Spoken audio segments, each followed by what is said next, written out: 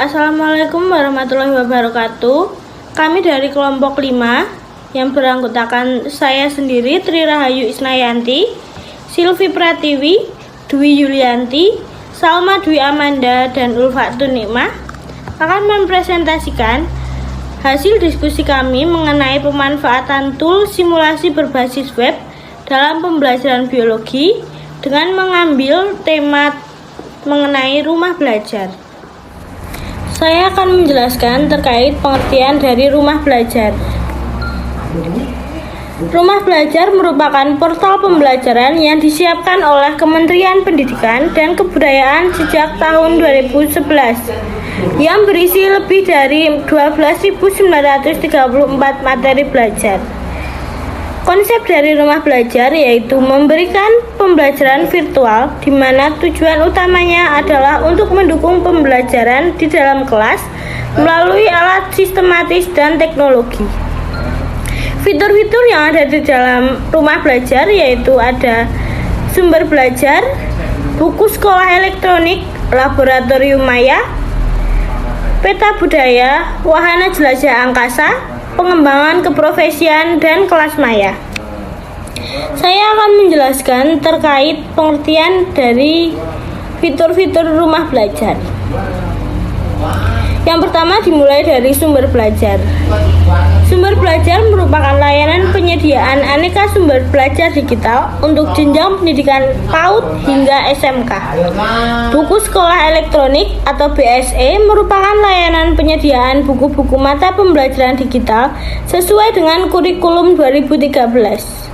Bank soal merupakan layanan penyediaan kumpulan soal sesuai dengan jenjang pendidikan dan juga dapat langsung membuat soal baru di fitur bank soal. Laboratorium maya merupakan layanan laboratorium yang menjelaskan simulasi mata pembelajaran terkait sains. Peta budaya merupakan layanan penyediaan informasi sejarah dan budaya Indonesia yang dikemas dalam perpustakaan digital.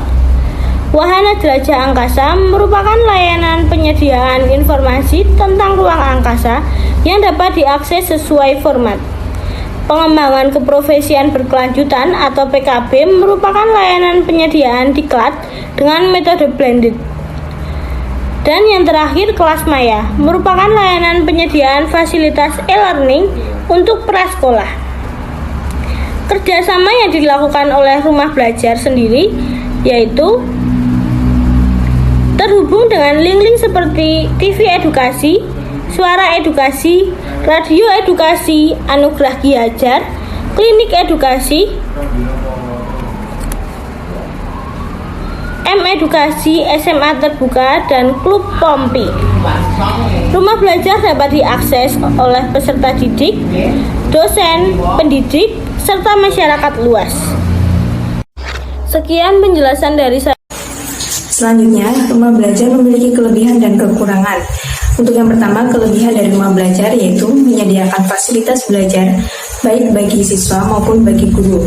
Yang kedua, memiliki berbagai media pembelajaran multimedia, teks, grafis, foto, video, audio, dan animasi. Yang ketiga, menyediakan kumpulan soal yang lengkap baik untuk latihan maupun tryout ujian. Yang keempat, guru dapat memodifikasi dan mereproduksi rancangan pembelajaran dan materi pembelajaran. Dan yang terakhir, siswa dapat mengembangkan jaringan komunikasi dan kreativitas. Di samping kelebihan rumah belajar, pasti terdapat kekurangan ya teman-teman. Nah, untuk kekurangan dari rumah belajar itu sendiri seperti belum tersedianya semua materi, pilihan buku yang bisa diunduh masih terbatas, jumlah percobaan masih terbatas, tidak semua budaya di setiap provinsi disajikan, dan yang terakhir sulitnya menulis pilihan jawaban yang melibatkan e-question. Manfaat dari rumah belajar. Rumah belajar ini memiliki banyak manfaat bagi guru maupun peserta didik. Seperti fitur kelas maya pada portal rumah belajar merupakan salah satu learning management system yang dapat dimanfaatkan guru dan peserta didik untuk memfasilitasi terjadinya pembelajaran online antara peserta didik dan guru kapan saja dan di mana saja. Selain itu, portal Rumah Belajar dapat dimanfaatkan sebagai sarana atau layanan pembelajaran maya atau online learning. Bahkan, portal Rumah Belajar dapat dimanfaatkan untuk sarana meningkatkan prestasi hasil belajar peserta didik yang pada gilirannya dapat meningkatkan kualitas proses pembelajaran. Rumah belajar dapat dimanfaatkan sebagai bahan pembelajaran. Rumah belajar memfasilitasi peserta didik secara menyenangkan, tidak hanya mendengarkan ceramah guru di kelas, tetapi juga dapat belajar mandiri dengan materi-materi pembelajaran yang sama diberikan guru di sekolah.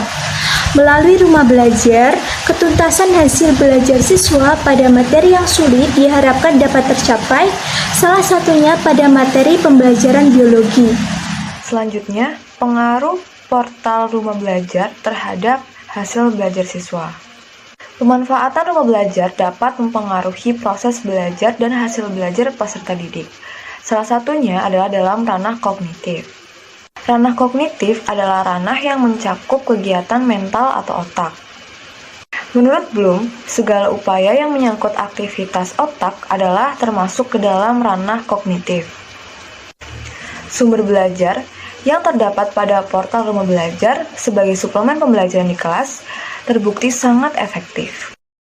Hasil penelitian terkait portal rumah belajar telah diteliti oleh Mulyadi tahun 2015 tentang pengaruh pemanfaatan e-learning menggunakan portal rumah belajar Kemendikbud terhadap hasil belajar peserta didik pada mata pelajaran ilmu pengetahuan alam di SMP Negeri 1 Lembang, Jawa Barat pada materi sumber belajar sistem gerak pada manusia, menyimpulkan bahwa pemanfaatan e-learning dengan menggunakan portal rumah Kemendikbud ini terbukti berpengaruh dalam meningkatkan hasil belajar peserta didik dalam ranah kognitif, yaitu dalam aspek memahami C2, menerapkan C3, dan menganalisis C4 pada mata pelajaran IPA materi sistem gerak pada manusia.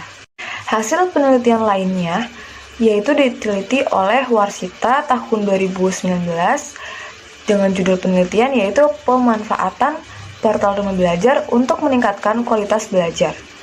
Berdasarkan penelitian tersebut, portal rumah belajar dinyatakan dapat meningkatkan kualitas belajar karena banyak sekali informasi yang bisa dijadikan sumber belajar baik berupa video, tulisan, ataupun gambar. Cara mendaftar rumah belajar, nah caranya ini sangat mudah teman-teman. Jadi teman-teman bisa mengunjungi situs resmi dari Kemendikbud. Kemudian teman-teman bisa pilih tulisan daftar dan untuk memasuki ke halaman selanjutnya. Nah di situ teman-teman bisa memilih teman-teman pilihan tipe pengguna guru atau siswa. Setelah itu kemudian teman-teman bakal mengisi biodata sesuai dengan formulir yang tersedia di laman Kemendikbud. Nah, jika sudah mengisi semua data yang diminta dari Kemendikbud, kemudian klik daftar. Nah, jadi teman-teman langsung terdaftar dalam ruang belajar. Jadi sangat simpel sekali ya teman-teman untuk mendaftar di rumah belajar. Kemudian cara kedua, teman-teman juga dapat mendownload aplikasi rumah belajar di Play Store. Nah, kemudian setelah teman-teman mendownload aplikasi tersebut, teman-teman bisa langsung memasuki rumah belajar. Nah, di rumah belajar ini banyak sekali materi-materi. Jadi mulai dari SD, SMP, SMA, bahkan SMK. Semoga membantu ya teman-teman. Eits, jangan di kelas dulu ya teman-teman. Ada kabar baik nih buat semuanya.